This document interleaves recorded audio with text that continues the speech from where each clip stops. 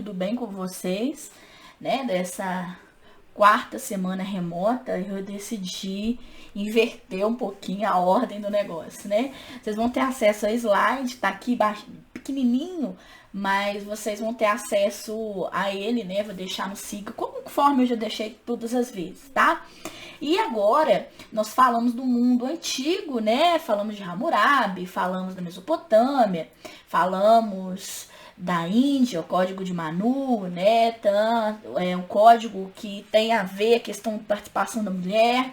Mulher, ela era um objeto, né? Mulher, ela tinha uma questão aí como um ser inferior perante ao homem. Então, pessoal, nós vamos agora rumo à antiguidade clássica, né? Nós vimos a antiguidade oriental, né? E agora nós vamos rumo à antiguidade clássica com o direito grego. O direito grego nós vamos falar nessa semana só, e depois nós vamos ficar mais em Roma e na Idade Média, né? O direito grego é muito simples, tranquilo, mas a Grécia é considerada uma das principais civilizações do mundo antigo, né? O que vocês lembram lá no ensino médio da Grécia? Vocês lembram da democracia, foi criada na Grécia, né? A filosofia, né? Os Jogos Olímpicos, uma série de coisas que foram surgindo na Grécia Antiga, né? O Sócrates, Platão, Aristóteles, né? Os pais da filosofia, os três porquinhos, que surgem aí com a ideia da filosofia enquanto pensamento. É lógico que a filosofia existia antes, é claro, com os sofistas, mas ela foi aprimorada com o pensamento do mundo de Sócrates, né? Depois de Sócrates e antes de Sócrates, né? Sócrates que foi condenado, né, a pena de morte, né? Existia a pena de morte na Grécia, ele foi obrigado a tomar cicuta, que era o veneno. Existia também, além da pena de morte, existia punições muito sérias, como o ostracismo, né? O ostracismo é o quê? Tirar a cidadania, né? Banir aquele que era cidadão no mundo antigo. Aliás, vocês vão ver que cidadania é um conceito importantíssimo no mundo grego, né? Então, vamos lá, coloquem seus cintos e vamos rumo ao conhecimento, né, do direito dos povos gregos, né? Então, Grécia Antiga é um período que vai entre os tempos de Homero, as grandes conquistas, né, as grandes narrativas, temos lá até o helenismo, que é a fusão do grego, do homem grego com a Macedônia, né? Alexandre, né? Filipe da Macedônia, que era pai de Alexandre, tinha um sonho que era unificar a Grécia. Então, o helenismo, ele consegue a unificação e funde a Grécia com a Macedônia, que eram considerados povos bárbaros, né? Então, é o fim da Grécia com essa fusão dos povos helênicos, né, dos povos macedônios, dando origem aí ao helenismo e às conquistas de Alexandre o Grande, né? O nome oficial é República Helênica, Hellenic Democratia, né?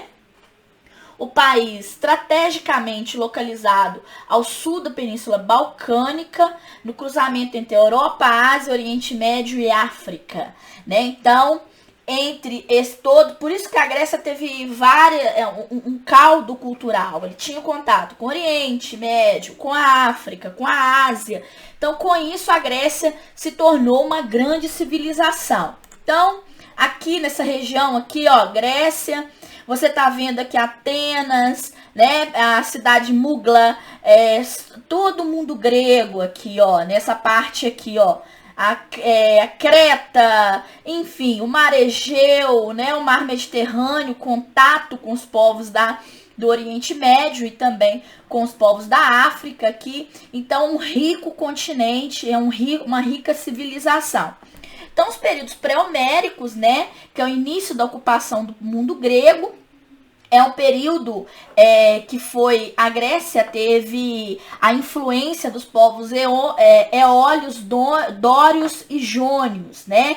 então dando origem ao mundo grego. Então, os tempos homéricos, você tem aí, são os grandes feitos da Grécia, né? O livro, a Ilíada e a Odisseia narram esse momento histórico aí. Ulisses é o herói grego que vai promovendo uma série de conquistas, né? Ilíada e Odisseia vale a pena uma leitura que mostra todas as conquistas do mundo grego, né?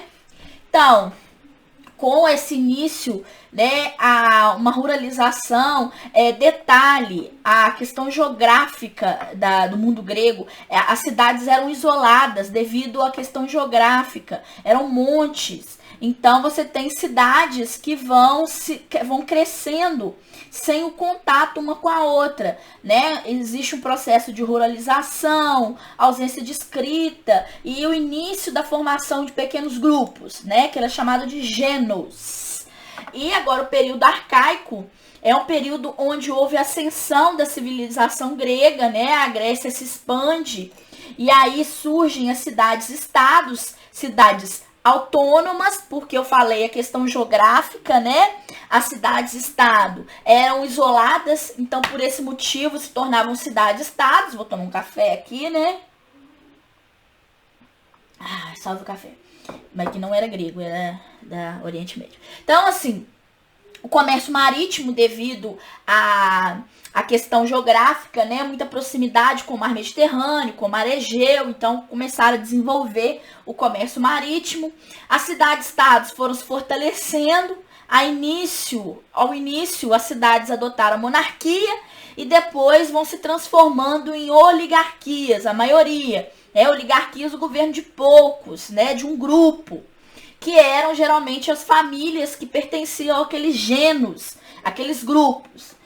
No século VI e século V, algumas cidades-estados, exemplo, Atenas, começaram a se estabelecer, né, com uma ideia de democracia, o governo do povo, dos cidadãos, né? Isso aí nós vamos falar. E vamos falar um pouquinho da cidade-estado. Isso aí eu tô contando com o conhecimento de vocês no ensino médio, né? Bem en passant mesmo. A evolução das cidades-estados. As cidades que eram formadas por pequenos clãs, pequenos grupos, chamadas gênos, né? E que vão se formando os grupos, gerando tribos, né? As frátrias. E a partir daí, a família mais importante vai se estabelecendo, né? Baseada aí essa família que domina. Então vão surgindo tribos e mais esse aglomerado de tribos depois, com o passar do tempo, vão se transformando em cidades-estado, né? As cidades-estados mais importantes, Atenas, Tebas, Mégara, Corinto, Mileto e mais tarde Esparta. Então o grande exemplo, a famosa unidade da sociedade política desenvolvida pelos gregos. Eram independentes, cada um tinha suas leis, cada um tinha sua organização social, né? Por isso Estado, né? Então isso aí eram independentes, e por serem isoladas, né, devido à geografia das cidades-estados, né, do mundo grego ali, elas ficavam isoladas uma da outra, formando assim suas tribos em cada cidade-estado, ok? Então, período clássico, o momento em que a Grécia atingiu seu apogeu, né? Aí você tem duas cidades-estados muito importantes, Atenas e Esparta. Vou explicar para vocês as diferenças, que elas vão tentar dominar o mundo grego. O desenvolvimento cultural, né? Destaque aí para as ideias dos filósofos Sócrates, Platão e Aristóteles. Aqui as guerras médicas eram um conflito entre os gregos e os persas. Os persas eram chamados de povos medos, né? Porque a origem deles eram dos medos. Então, por esse motivo, guerras médicas, né? Então, não é o Bolsonaro contra os médicos hoje, não. Médicas quer dizer povos medos. A formação aí da Liga de Delos, né? E a Liga do Peloponeso, a Liga de Delos, Atenas, formada na cidade de Delos, e a Liga do Peloponeso, liderada por Esparta, que vão lutar uma com a outra, né? Por quê? Porque Esparta e Atenas entram em conflito, né? E dividem o mundo grego. Por quê? Por causa dessas guerras médicas aqui, né? A Atenas se tornou muito fortalecida dentro das guerras médicas. Mas quem tinha o exército era Esparta. Foi Esparta, na prática, que conquistou, que dominou os povos medos. Mas quem levou a fama foi Atenas, né? Se organizou ali e se tornou preponderante. Por esse motivo, Esparta se afastou da Liga de Delos e aí implantou a Liga do Peloponeso, puxou algumas cidades-estados e entraram em conflito uma com a outra. Foi esse período, foi esse motivo que deu fim ao período clássico, né? E surgimento aí da cultura helenística, porque os macedônios viram que estavam num conflito interno ali, né? Uma revoluçãozinha ali, e aí eles tentaram invadir a Grécia e conseguiram, né? E aí a ascensão, né, da cultura helenística, que é a fusão da Macedônia, que sempre queria domínio do mundo grego, né, com Filipe II, com a Grécia. E aí Alexandre assume, depois da morte, esfaqueamento, né, do Filipe II da Macedônia, é pai, e ele acaba assumindo o poder por muito pouco tempo, né? E ele cria Alexandria, que é a cidade de Alexandre, começa a expansão e morre em 323, aí, vítima de tuberculose, um problema pulmonar, né? Então, ele vai... mas a cultura helenística continua, tá? E aí, eu narrei para vocês toda a história do mundo grego. E aí, vamos entender um pouquinho qual que é a contribuição do direito grego para nós, né? Então, vocês vão entender aí é muito importante. Então, a primeira fonte formadora da tradição jurídica ocidental é a Grécia, né? Então sai o foco do Oriente, aquelas civilizações antigas lá do Oriente, Índia, um código de Manu, os hebreus, até a própria Mesopotâmia, e o foco vai ao início das primeiras fontes no mundo ocidental que nós conhecemos hoje, né? Então, trouxe ao mundo os direitos cuneiformes, né? Aquela escrita cuneiforme, né? Na questão da Mesopotâmia, ele traz para o mundo ocidental essa ideia, né? A Grécia, os primeiros pensadores políticos, né? Aí você tem Sócrates, Platão, Aristóteles e também filosóficos que se fundem aí. Era na Grécia. Cada polis possuía o seu próprio sistema político. Eu falei para vocês, polis, cidade-estado, né? Então, a polis possuía sua própria organização, Atenas, uma própria organização, Esparta, Delos, Corinto, Peloponeso, né? Olímpia, né? Que é o sede das Olimpíadas. Então, cada um possuía seu próprio sistema político e também construía suas leis, né? As leis não eram aplicadas a todos os gregos, existiam apenas alguns costumes que eram comum por esse isolamento, né? Então, a própria cidade-estado criava suas leis. E as fontes do direito grego, da onde surgiu a fonte, né? As fontes históricas, Ilíada, Guerra de Troia, Odisseia, essas eram as fontes. Os tratados de filosofia, de Platão, Aristóteles, né? Sócrates não escreveu nada. Então, eles trouxeram essas ideias, tanto na parte política, como também na construção de leis, né? O direito grego, por ter essa formação de cidade-estado, era uma noção muito difusa, né? Cada cidade possuía a sua ideia de justiça, né? Você tinha leis como a lei de Gortina, lei dura, né? Que eram leis rígidas, né? Gortina é uma abertura maior, mas enfim.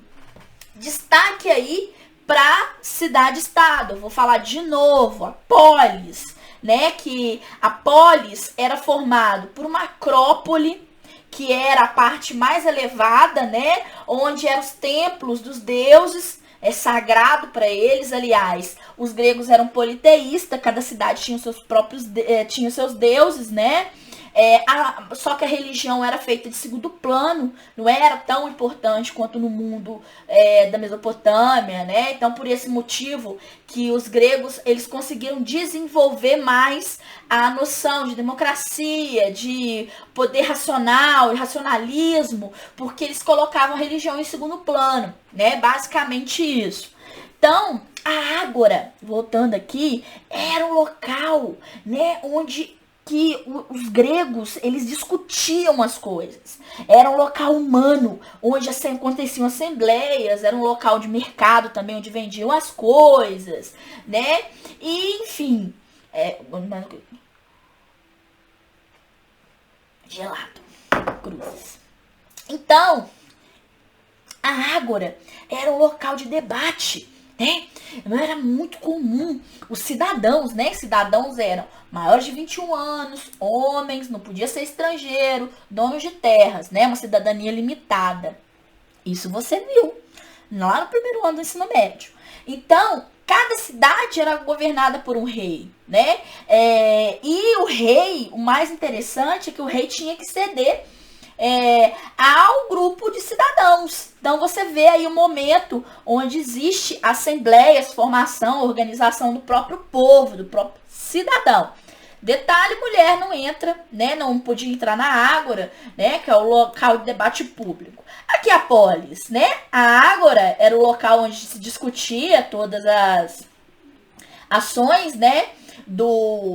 Políticas, as leis. Acrópole, local bem afastado, né? Aqui, assim, ó, onde os deuses eram glorificados, né? E o local debate aqui, enfim. Aí, como eu disse para vocês, Atenas é uma cidade, uma das mais importantes dentro do mundo grego, né? A símbolo da democracia e filosofia. Em Atenas se desenvolveu esse ideal, né? Pois Atenas é de origem jônia, né?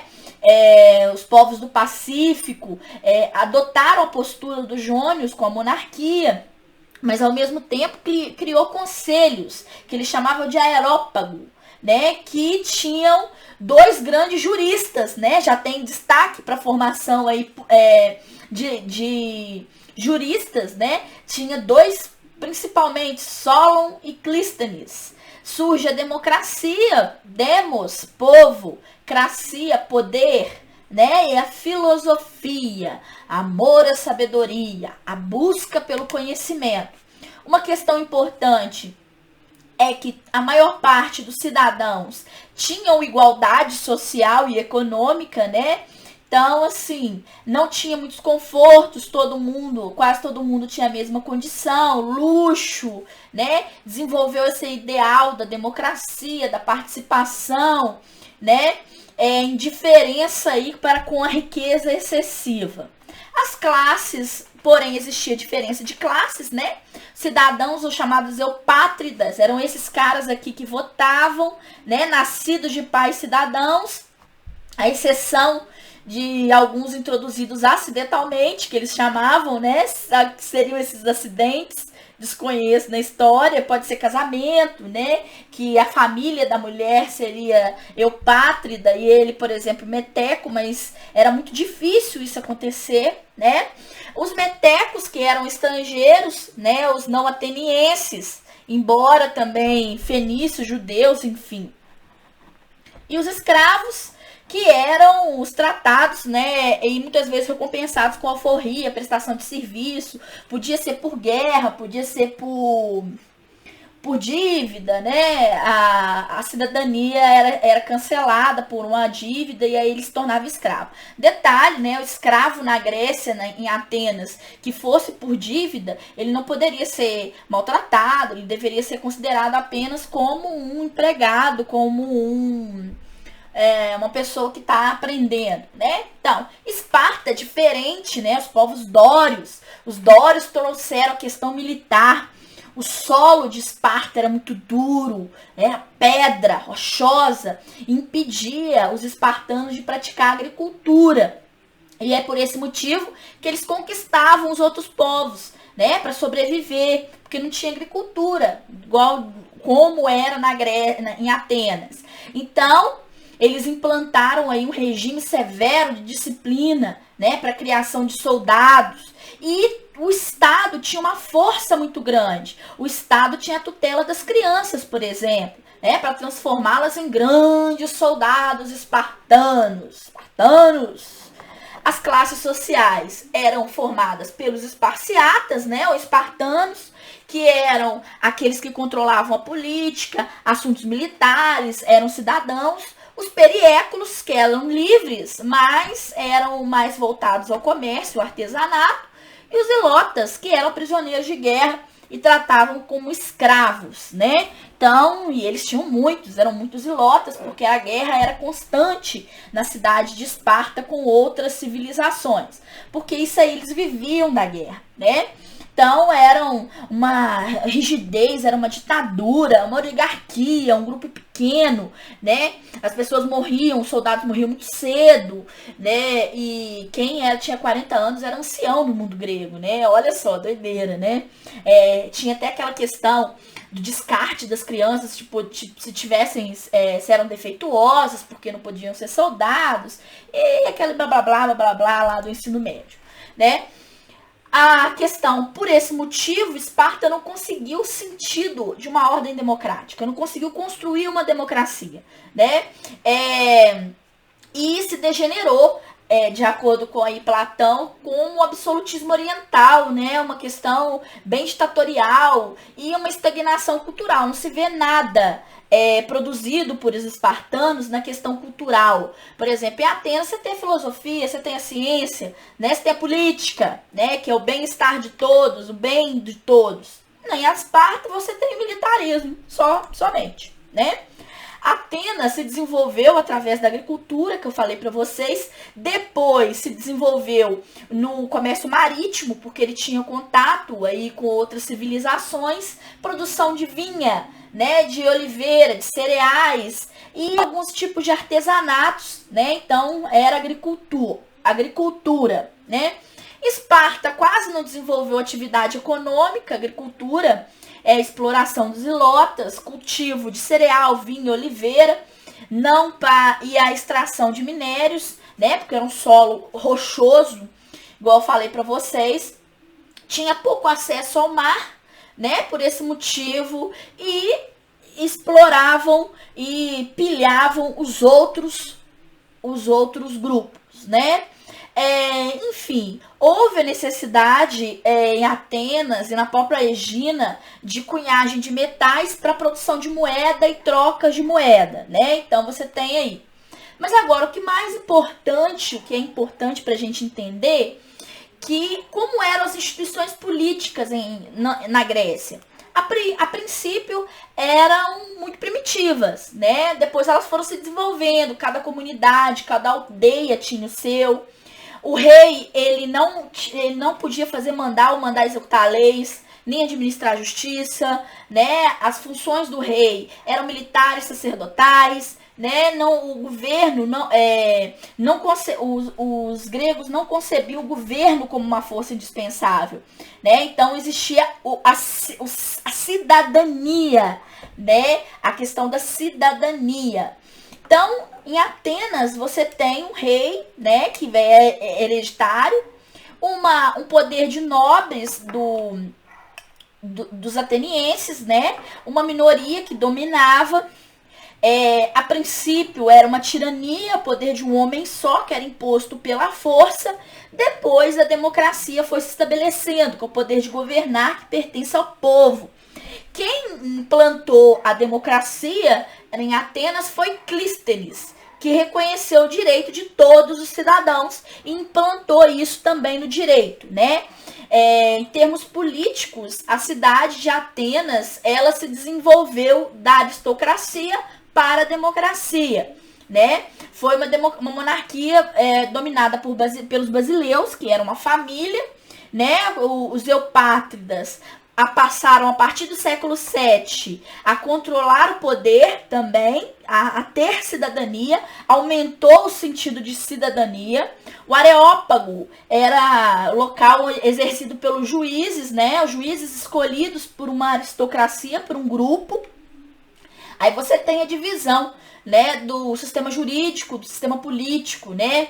O arcontado, né, era governado por 9 governantes que dividiam a responsabilidade. Então aqui você vê detalhe, né, a questão da participação do povo, né? Então, ó, tá vendo? O arcontado era constituído por 9 governantes. E os arcontes, que também faziam parte desse domínio aqui, né? O arconte, o chefe militar, a questão, o supremo sacerdote, né? E a questão da eclésia, que votava e rejeitava as leis. Então, vocês estão entendendo que em Atenas houve um refinamento. A eclésia era o local onde se aprovava leis, se discutia a cidadania, né? Dentro lá da Acrópole acontecia uma reunião chamada Eclésia, que votavam as leis. E a partir daí, né, se desenvolveu a democracia, né? Eu falei para você, demo vem do povo, né? Emana do povo, através da assembleia constituída, chamada de Conselho dos 500, ou Bulé, né? Assembleia dos cidadãos também. Onde os princípios democráticos se solidificavam através da isonomia, né? Igualdade de todos os cidadãos perante a lei, isegoria, que é a igualdade de todos no falar, né? Liberdade de expressão, e a isocracia, que é a igualdade de todos no poder. Calma, Jujuba, vou te dar voz, calma. E isso é início de uma divisão de leis, de códigos jurídicos, né, que vão prezar por esses 3 princípios.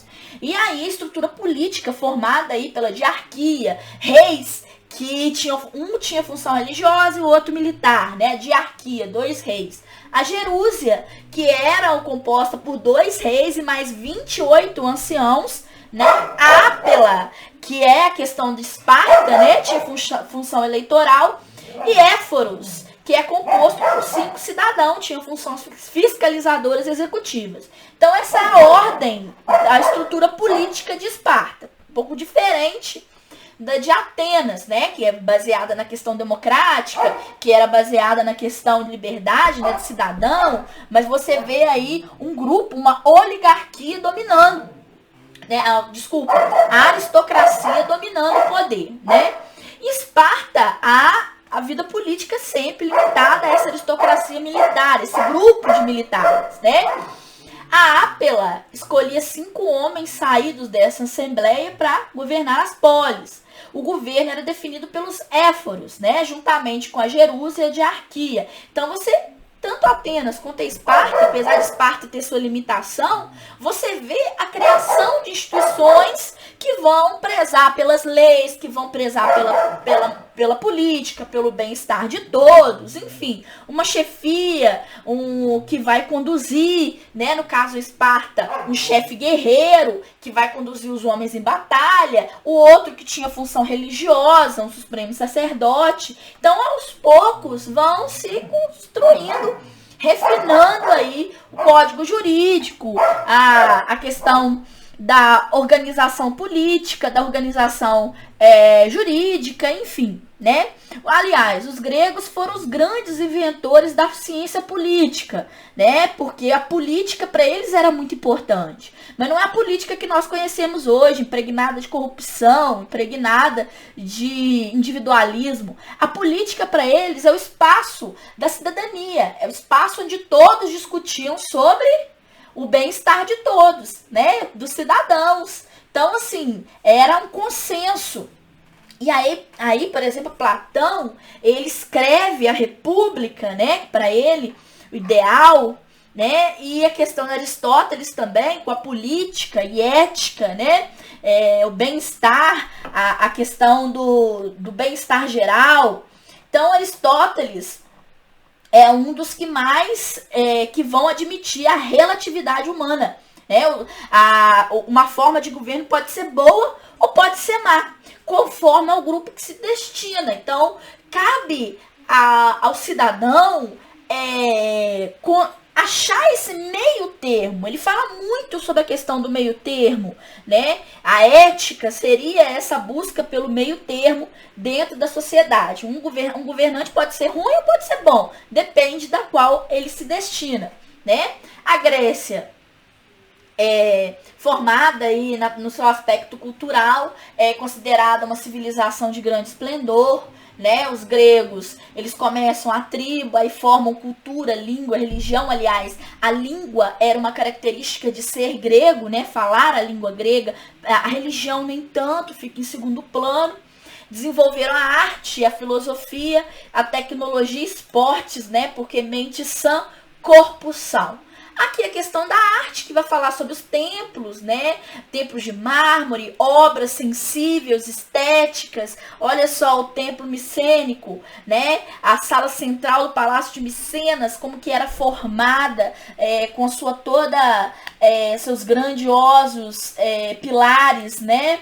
A arquitetura era formada por esses pilares micênicos de origem jônia ou coríntia, né? Que era a grande influência do povo grego. A arquitetura, isso aí fala sobre a valorização, a arte grega, valorizando o homem, né? Preocupado com o seu realismo, com a razão, com a beleza, né? E a filosofia como um movimento aí que desenvolve o homem, a ascensão, o desenvolvimento do individualismo, a necessidade de soluções de problemas práticos, né? A reação contra hábitos antigos, pensamentos antigos, como os mitos. Aí surge a filosofia, que é a busca pelo conhecimento através do homem, né? A própria busca pela razão através do próprio homem, né?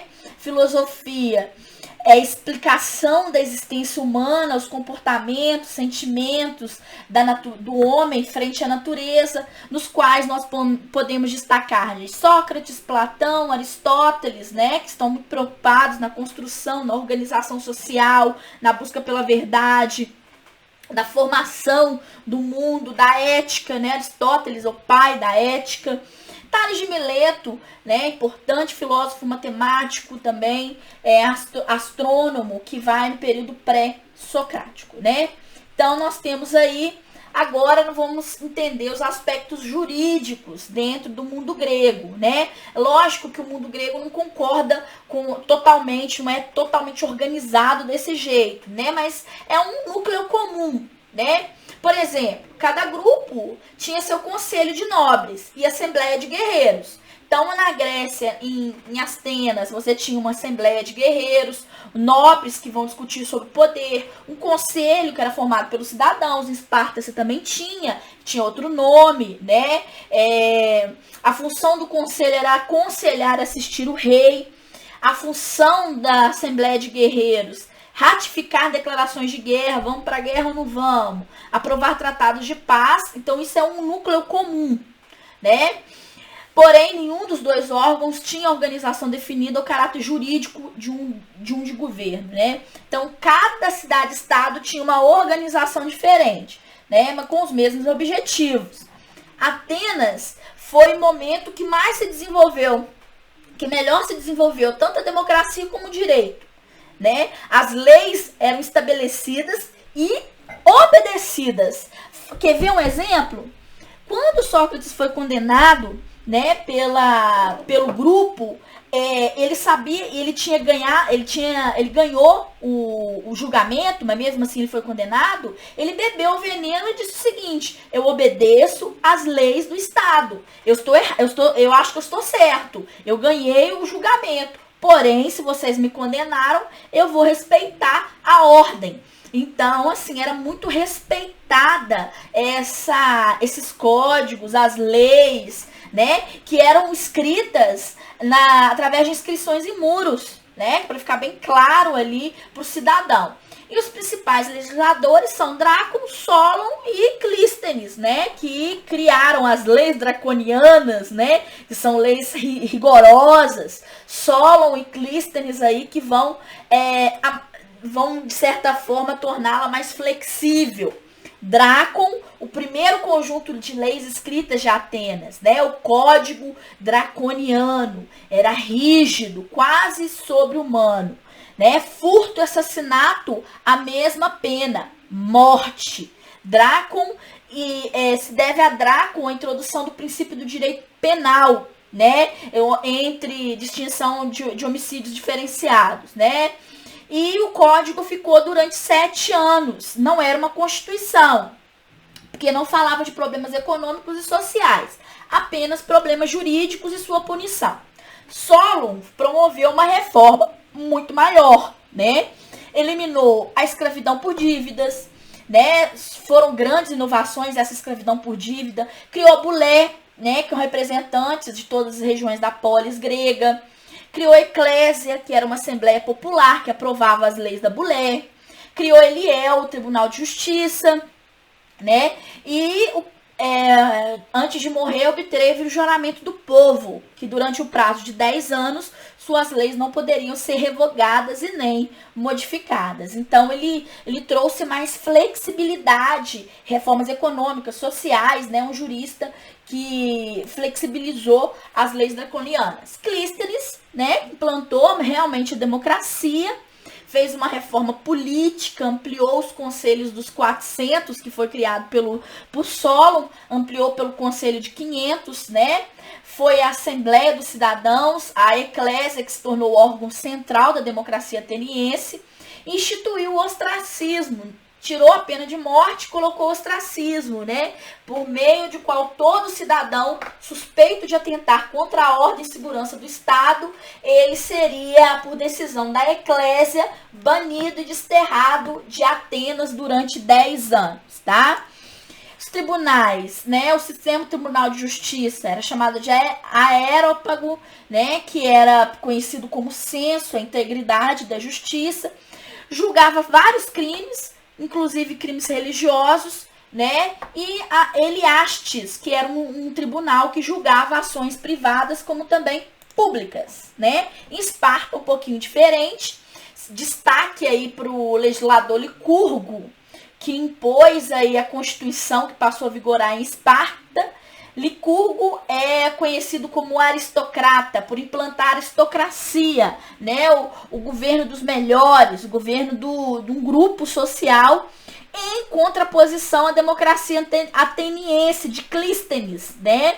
A lei de Licurgo, ela determinava a educação de jovens, os jovens eram separados da sua família, uma educação rígida, os garotos eram colocados em acampamentos, né? Até se tornarem grandes soldados. A lei autorizava o rechaço paterno às crianças. Lembra que eu falei que as crianças, elas poderiam ser, se o pai quisesse, poderiam ser rechaçadas, né? Você podia matar sua criança lançando num penhasco, se imaginasse que ela teria uma completa deficiência física, né? Que o impediria a exercer uma carreira militar. Então essa lei estava lá, Licurgo é que definiu, né? Estranho, né? E aí você tem uma grande contribuição para o direito grego, tanto Atenas quanto Esparta. Primeiro, a regulamentação da propriedade privada, criação de contratos, a democracia, o direito público, né, a punição, a rigidez das penas que estão dentro do direito penal, né, você não inventa pena, né, em Hammurabi há a possibilidade da criação, né, que vai desde o pagamento até a pena de morte, né, aqui não, as penas existem no código, no direito penal. E a criação de figuras jurídicas como hipoteca, né. Então, de acordo com Gelen, né, os gregos não foram grandes juristas, apesar, os romanos vão ser melhores, né? Porque eles continuaram, eles não souberam estruturar a ciência do direito conforme os romanos, né? Porém, o direito grego vai ser a base do direito romano, né? E o direito romano a base do direito para nós. Então, na Grécia, a invenção de uma revolução intelectual, conceito de um direito que valia de forma igual, a isonomia para todos os cidadãos, isso eu já falei, né? E era objeto de alcance de todos, sem a menor interferência de sacerdotes ou então aristocratas. As leis eram democraticamente estabelecidas pelo povo através das assembleias. Então é isso, né? Então essa grande influência do mundo grego para nós. Até hoje buscamos a democracia, até hoje buscamos o quê? a isonomia, a igualdade jurídica e etc, tá bom? Então, ó, grandes beijos e estou com saudades.